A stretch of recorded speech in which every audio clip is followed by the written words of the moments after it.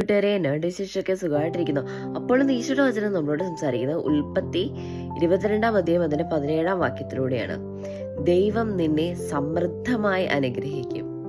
അപ്പം ആ വചനത്തിനകത്ത് പറയുന്നത് ദൈവം നിന്നെ അനുഗ്രഹിക്കും എന്ന് സാധാരണമായിട്ട് പറയല്ല.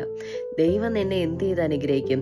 സമൃദ്ധിയായി, സമൃദ്ധമായി, അധികമായി അനുഗ്രഹിക്കുമെന്ന്. അപ്പം നമ്മുടെ ജീവിതത്തിൽ എന്ത് വേണം? നമുക്ക് ഒരു സാധാരണമായ ഒരു ഇത് പോരാ. ഈശോയുടെ എന്ത് വേണം? വലിയ അനുഗ്രഹം വേണം, വലിയ കൃപ വേണം.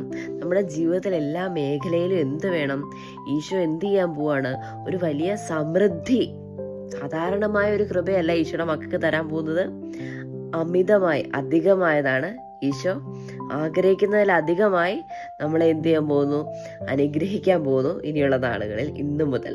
അപ്പോൾ നമുക്ക് ഈ ഈശോയുടെ വചനം അധികമായിട്ട് ആശ്രയിച്ച് അങ്ങ് പ്രാർത്ഥിക്കാം. ഈശോ എല്ലാവരെയും അനുഗ്രഹിക്കട്ടെ ഈ വചനത്തിലൂടെ.